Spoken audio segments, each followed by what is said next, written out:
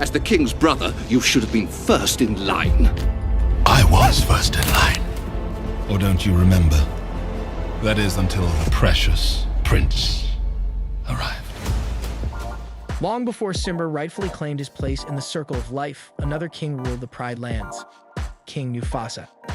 And acclaimed Moonlight director Barry Jenkins is set to take us back to Pride Rock with Mufasa, The Lion King, a new prequel to the 2019 Lion King film.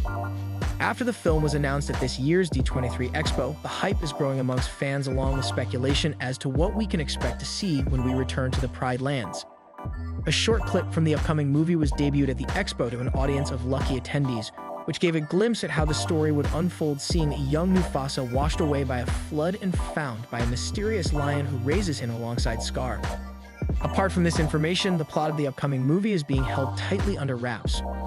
But there is a lot we're hoping to see in Mufasa the Lion King. So today we're counting down our 5 pitches for Mufasa the Lion King. Hello and welcome back to Slurp. Before we jump into the video, be sure to subscribe to the channel and hit that bell icon to be kept up to date with all our latest content. Now let's jump into the video.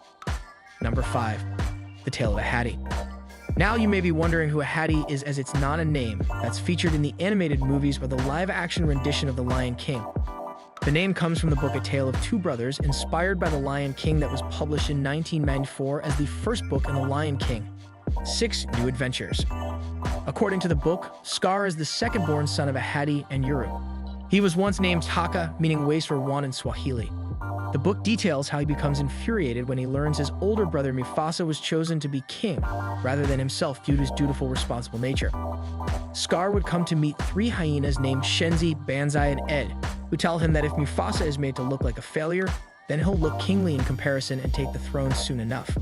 This leads to Scar tricking his big brother into going down to the waterhole, where a Cape buffalo called Boma is refusing to share the water with the rest of the Pride Lands, which at the time is having a terrible drought. During the drought, Hattie watched over the Pride Lands while his mate, Uru, searched for a new source of food and water. He encountered a wandering baboon named Rufiki, to whom he offered shelter after learning of the simian's mission to collect knowledge.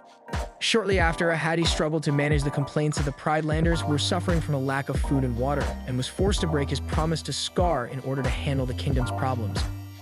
At the D23 Expo this year, it was revealed to attendees that Mufasa came to the Pride Lands after he was orphaned as a child in a flood. This could easily link back to the end of the drought and set up the film's plot.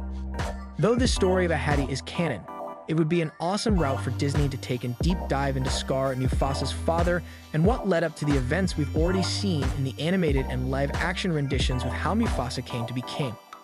Number 4. Musical numbers.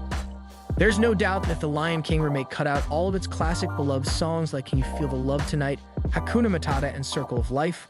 Fans would have been pretty upset. So we were happy to hear these tracks feature, and of course with Beyoncé lending her incredible vocals to the track, fans are questioning what awaits in terms of music for the prequel. Simba's Pride was the follow-up to the animated 1994 Lion King that contains some epic well-known tracks such as My Lullaby, He Lives in You, and Love Will Find a Way. But as the story is completely different, it's unknown if any of these songs will feature or if completely original tracks will be crafted.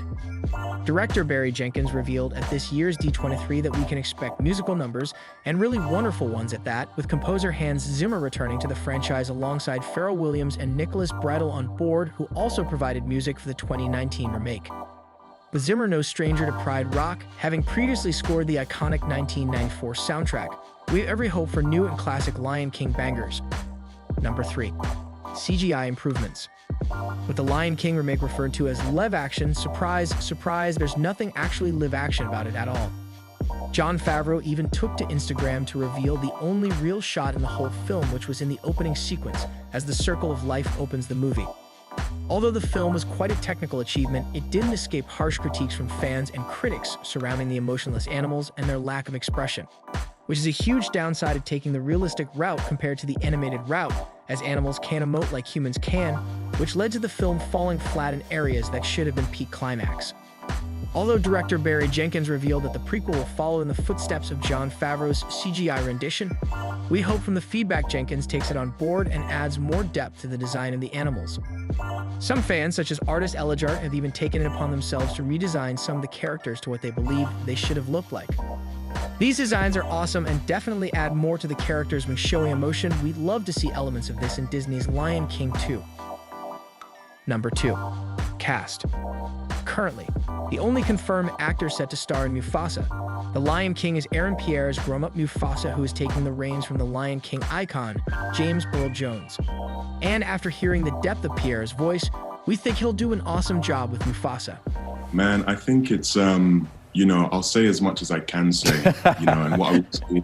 Also confirmed is Kelvin Harrison Jr., who is set to play Scar.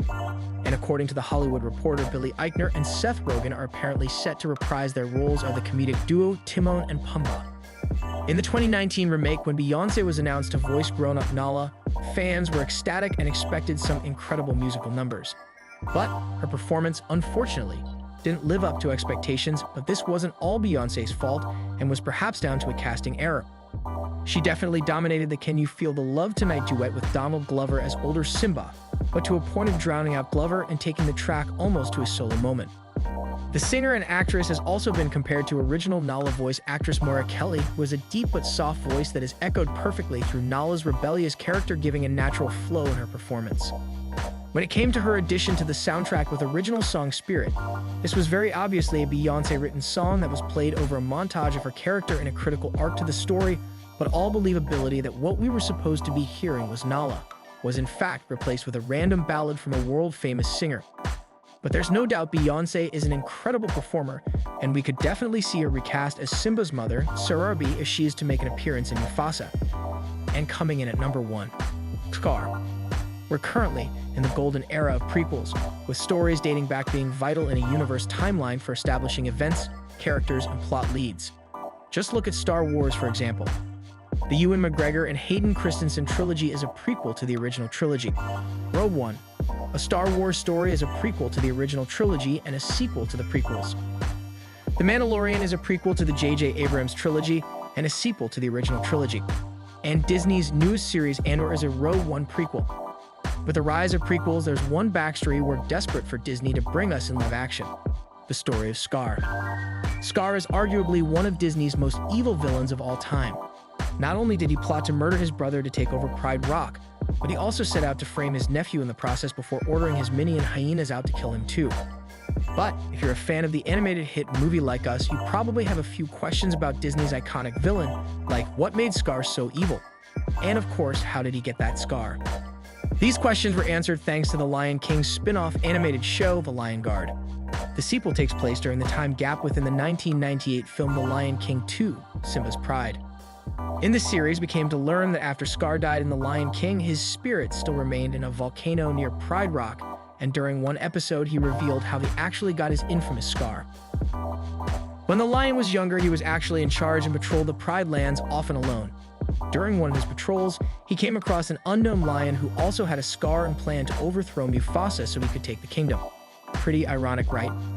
But the lion had other plans and led Scar over to a rock where a snake was hiding that bit his face, giving him the scar.